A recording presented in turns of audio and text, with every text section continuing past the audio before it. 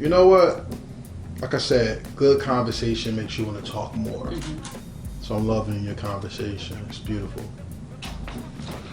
Question. I ask kids this all the time because I want to put jewels in the minds of children. I always ask them, what's the most important exercise you can do? They go, jumping jacks. I'm like, no. Push-ups? No. Running? No. What is it? Reading.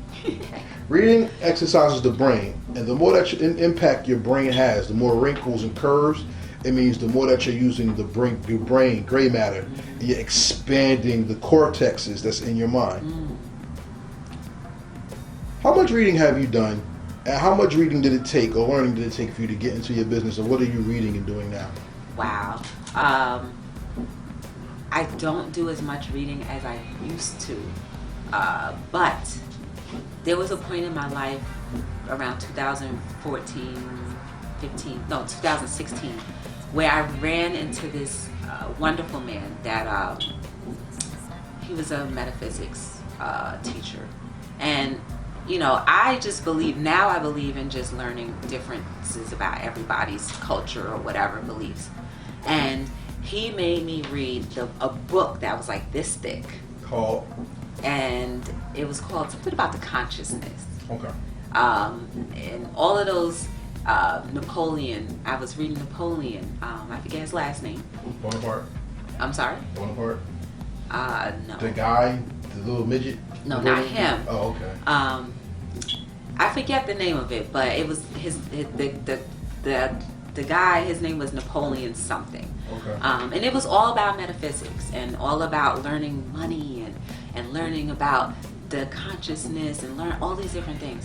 So at that point, I was at my highest height, guys. So yes, reading is fundamental. It's very important. I need to get back into reading because it does expand your mind. I truly believe that.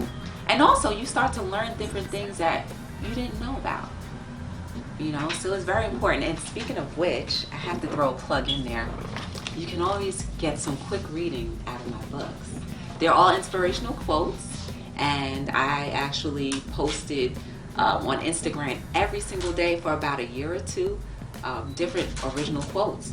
And then, funny thing about that, I was getting my hair done, and there was another African American woman in the shop, and she said, you know, we as women, older women, we need to write more so that our younger girls can see that there are a lot of African American women still writing and doing different things. And I was like, I don't write novels, right? So I was like, well, the quickest thing I could do is just put these together. And again, I already knew how to copyright things because I was working with a Christian rap artist.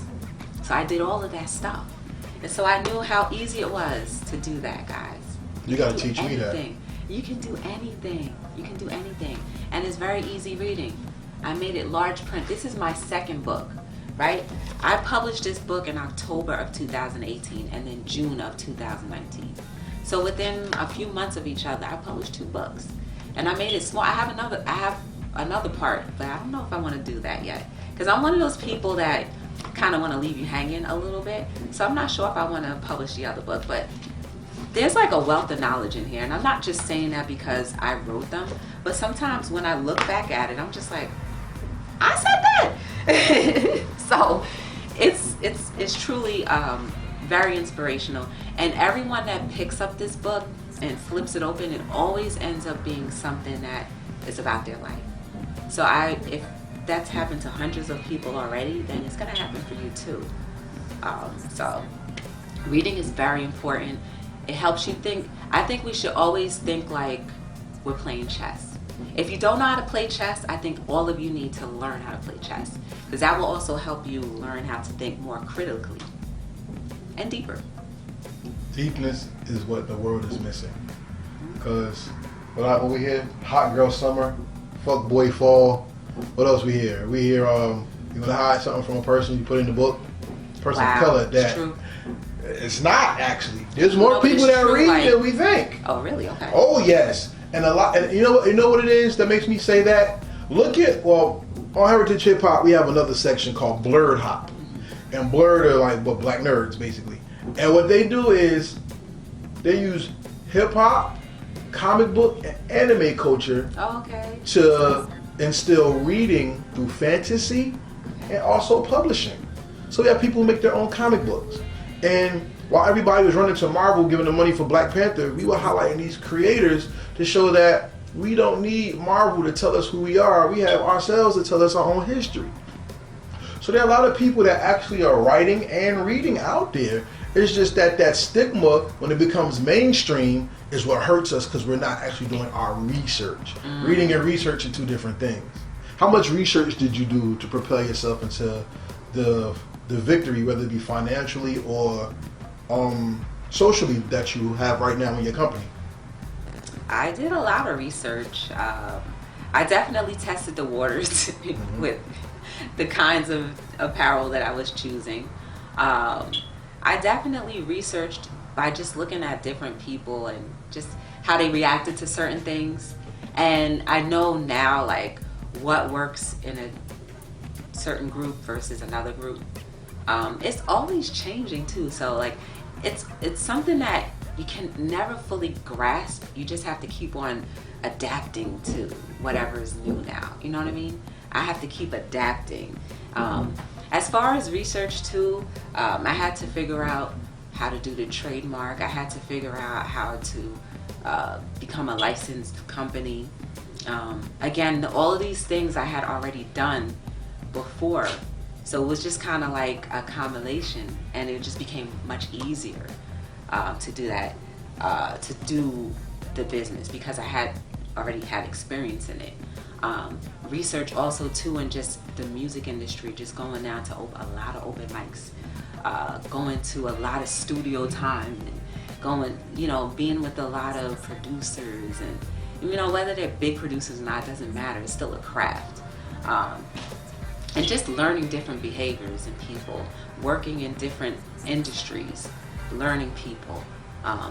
Those are my ways of research. Book-wise, not so much, but just seeing, because I'm a visual person. I learn a lot more just by seeing things. So I do believe, though, that I still should, pick up a book or two once or twice and just get more deep into that. And even if I don't know, then to ask for help. Because a lot of times we allow pride to get in the way of asking for help. While you've talked about it so much, the spoken word is just as powerful as the written word. So why do you do your talk show? And what is the impact you've had with that?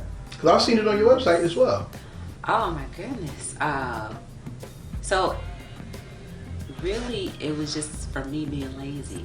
I used to record myself once a week, and then the space on my computer got full, and I didn't want to transfer the memory to a hard drive, so it was just me just being lazy. And I said, it's probably easier for me just to go live, and then it cuts out the editing, it cuts out all of the other stuff that I had to do. I even make my own tracks, right? Okay. So I've made tracks.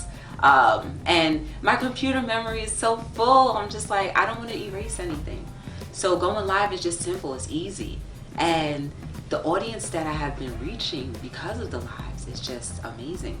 And because it actually just branches off from basically the t-shirts to just speaking, we talk about everything and anything. And I think people like the fact that they can go somewhere where they can talk about a hard topic and know that they're not alone, because that's what Hello World is all about. Just so you know that you're not alone in whatever you're struggling with, or whatever you're going through, or whatever you're thinking. You're not the only person.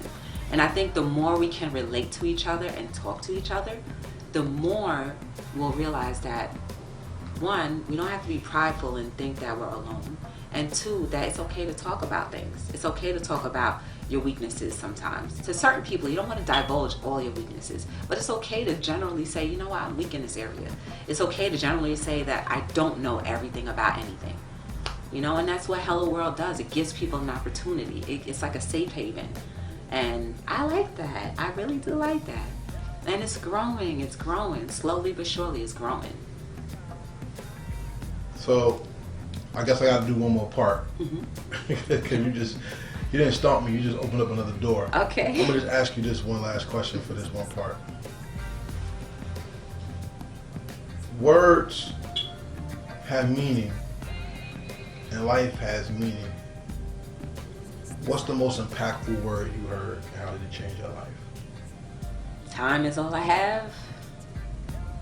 That's something. Once you really grasp the idea that time is really all you have, like, to me, like, it's beautiful to have money, it's beautiful to like have all the beautiful things in the world, but knowing that how permanent time is, and just seeing how different people have left this world, and you know, seeing how people have gotten into accidents and they no longer can do the simple things that I can do, like, time has become like the most important word to me.